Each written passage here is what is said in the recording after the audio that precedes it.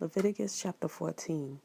And Yah spoke to Moshe, saying, This is the Torah of the leper. For the day of his cleansing he shall be brought to the priest.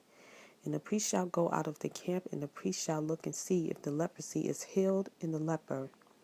Then the priest shall command, and he shall take for him, who is to be cleansed, 2 live and clean birds, and cedar wood, and scarlet, and hyssop. And the priest shall command, and he shall slay one of the birds in an earthen vessel over running water. Let him take the live bird and the cedar wood and the scarlet and hyssop, and dip them in the live bird in the blood of the bird that was slain over the running water. And he shall sprinkle it 7 times on him, who is to be cleansed from the leprosy. It shall pronounce him clean, and shall let the live bird loose in the open field. And he who is to be cleansed shall wash his garments, and shall shave off all his hair, and wash himself in water, and shall be clean. Then after that he comes into the camp, but shall stay outside the tent 7 days. On the 7th day it shall be that he shaves all his hair off his head, and his beard, and his eyebrows, even all his hair he shaves off. And he shall wash his garments, and wash his body in water, and shall be clean. And on the 8th day he takes 2 male lambs, perfect ones, one ewe lamb, a year old, a perfect one, and 3/10 of an ephah of fine flour mixed with oil as a grain offering, and 1 log of oil. And the priest who is cleansing shall present the man who is to be cleansed with these offerings before Yah at the door of the tent of appointment. And the priest shall take 1 male lamb and bring it as a guilt offering, and the log of oil, and wave them as a wave offering before Yah. And he shall slay the lamb in the place where he slays the sin offering, and the ascendant offering in the set apart place. For the guilt offering, like the sin offering, belongs to the priest. It is the most set apart. And the priest shall take some of the blood of the guilt offering, and the priest shall put it on the tip of the right ear of him who is to be cleansed, and on the thumb of his right hand, and on the big toe of his right foot. And the priest shall take some of the log of oil, and pour it on the palm of his own left hand. And the priest shall dip his right finger in the oil that is in his left hand, and shall sprinkle some of the oil with his finger 7 times before Yah. And the rest of the oil in his hand the priest put some on the tip of his right ear of him who is to be cleansed, and on the right thumb of his hand, and on the big toe of his right foot, on the blood of the guilt offering. And the rest of the oil that is in the priest's hand he puts on the head of him who is to be cleansed. And the priest shall make atonement for him before Yah. And the priest shall make a sin offering, and make atonement for him who is to be cleansed from his uncleanness. Then afterwards he slays the ascendant offering, and the priest shall offer the ascendant offering and grain offering on the slaughter place. And the priest shall make atonement for him, and he shall be clean.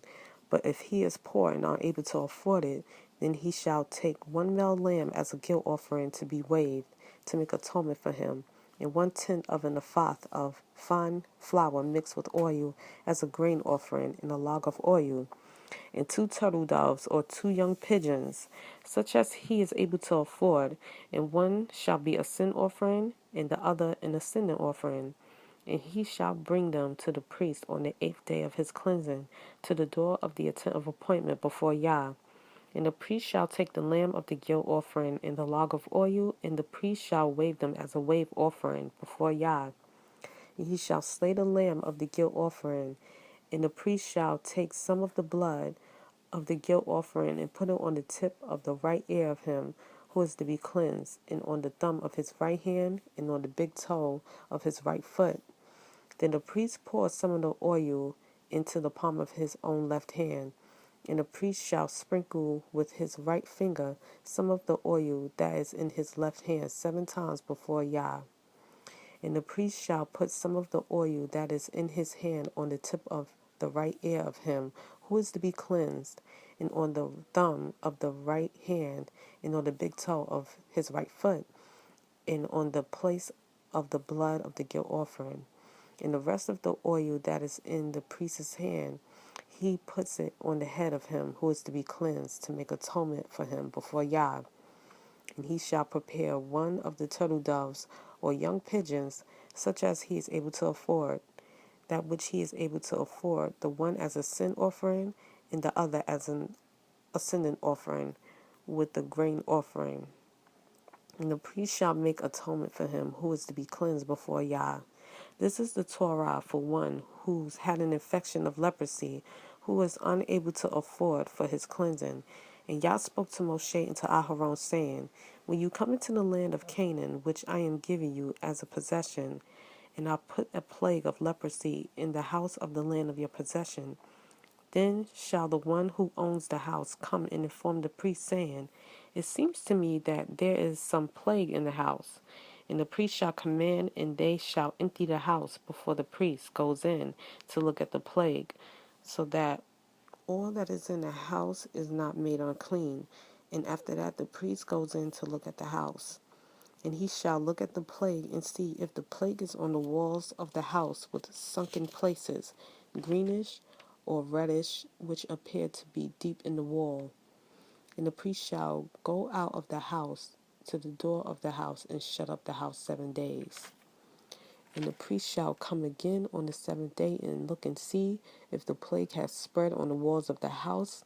Then the priest shall command, and they shall remove the stones with the plague in them, and they shall throw them outside the city into an unclean place, while he lets the house be scraped inside all around, and the dust that they scrape off, they shall pour it out in an unclean place outside the city.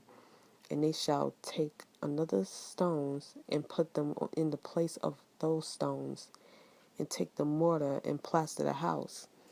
And if the plague comes back and breaks out in the house after he has removed the stones, after he has scraped the house, after it is plastered, then the priest shall come and look and see if the plague has spread in the house. It is an act of leprosy in the house, it is unclean. And he shall break down the house, its stones, its timbers, and all the plaster of the house, and he shall bring them outside the city to an unclean place. And he who goes into the house all the days while it is shut up becomes unclean until evening. And he who lies down in the house has to wash his garments, and he who eats in the house has to wash his garments. However, if the priest indeed comes in and looks at it and sees the plague has not spread in the house after the house was plastered, then the priest shall pronounce the house clean, because the plague is healed.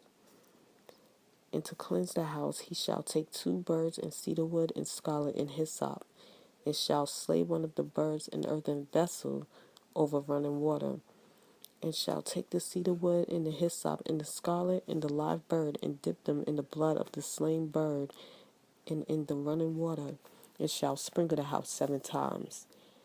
He shall thus cleanse the house with the blood of the bird and the running water, and the live bird and the cedar wood, and with the hyssop and with the scarlet. And he shall let the live bird loose outside the city in the open field, and shall make atonement for the house, and it shall be clean. This is the Torah for any infection of leprosy and eruption, and for leprosy of a garment and of a house, and for a swelling, and for a scab, and for a bright spot, to teach when it is unclean and when it is clean. This is the Torah of leprosy.